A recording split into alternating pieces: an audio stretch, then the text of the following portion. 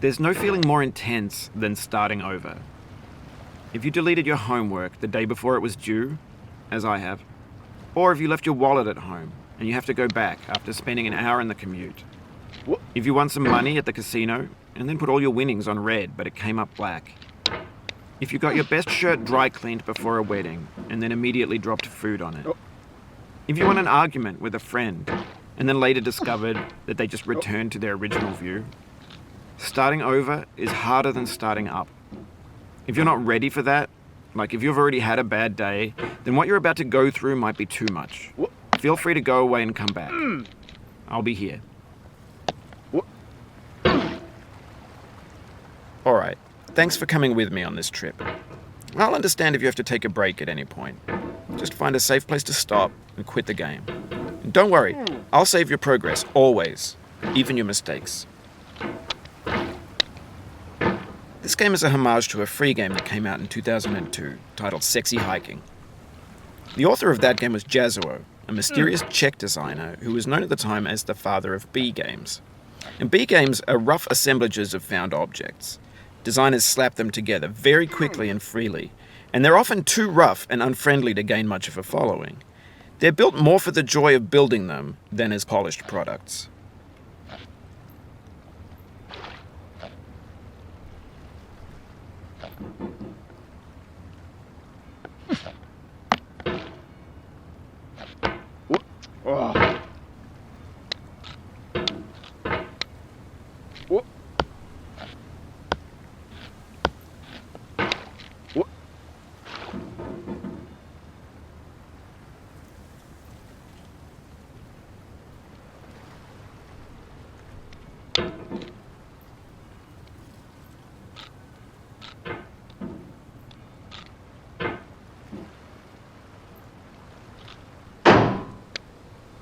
In a certain way, Sexy Hiking is the perfect embodiment of a B game. It's built almost entirely out of found and recycled parts, and it's one of the most unusual and unfriendly games of its time. In it, your task is simply to drag yourself up a mountain with a hammer. And that act of climbing, in the digital world or in real life, has certain essential properties that give the game its flavor. No amount of forward progress is guaranteed. Some cliffs are too sheer or too slippery. And the player is constantly, unremittingly in danger of falling and losing everything.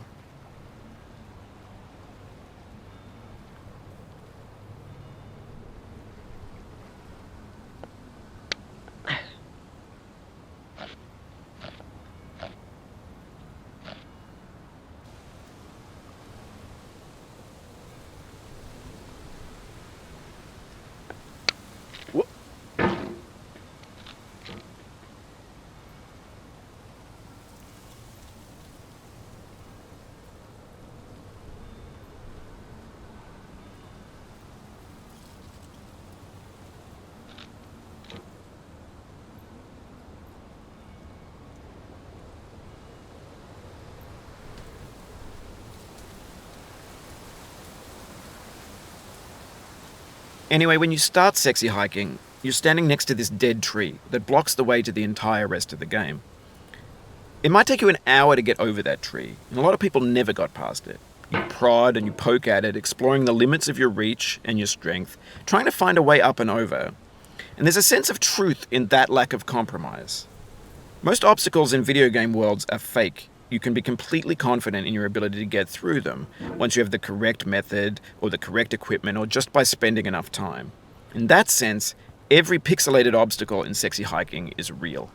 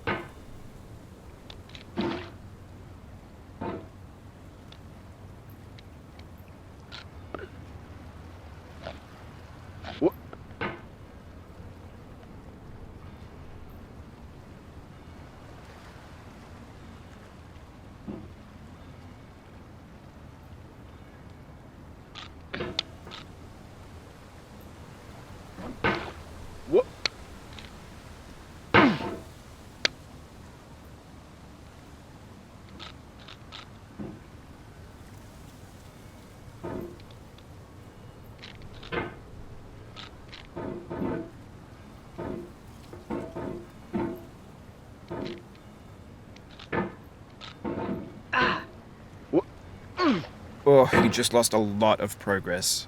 That's a deep frustration, a real punch in the gut.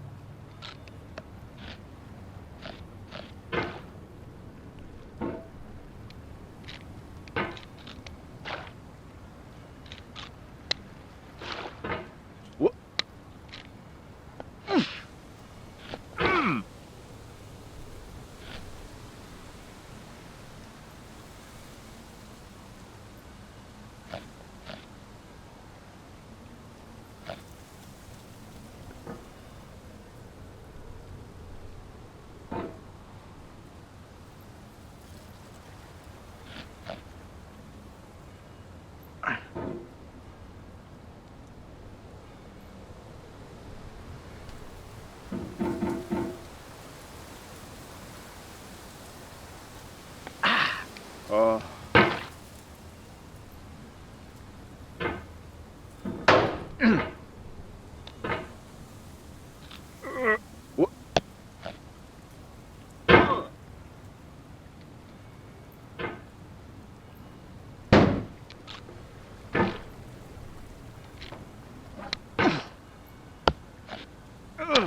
No.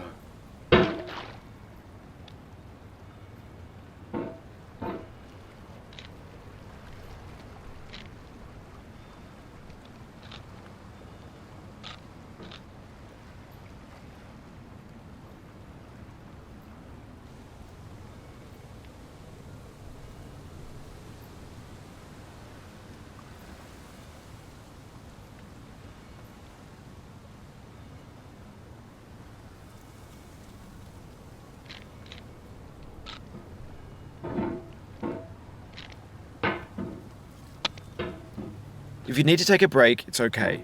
I've saved your progress. What?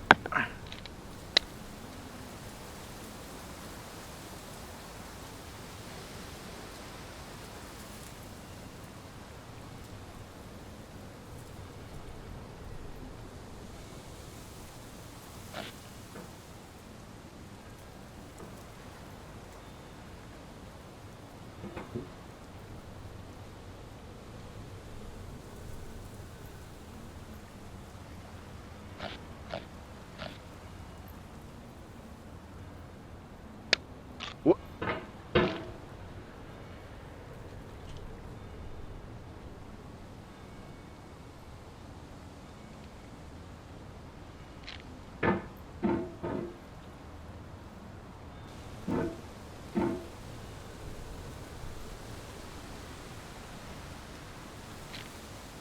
What? Ah!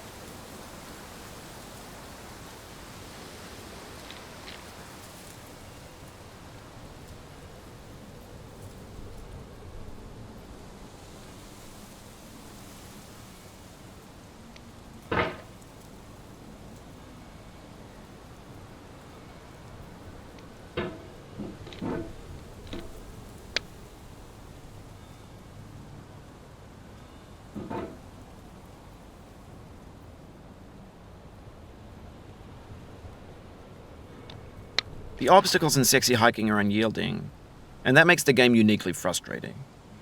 But I'm not sure Jazuo intended to make a frustrating game. The frustration is just essential to the act of climbing, and it's authentic to the process of building a game about climbing. A funny thing happened to me as I was building this mountain. I'd have an idea for a new obstacle, and I'd build it, test it, and it would usually turn out to be unreasonably hard. But I couldn't bring myself to make it easier. It already felt like my inability to get past a new obstacle was my fault, as a player rather than as a builder.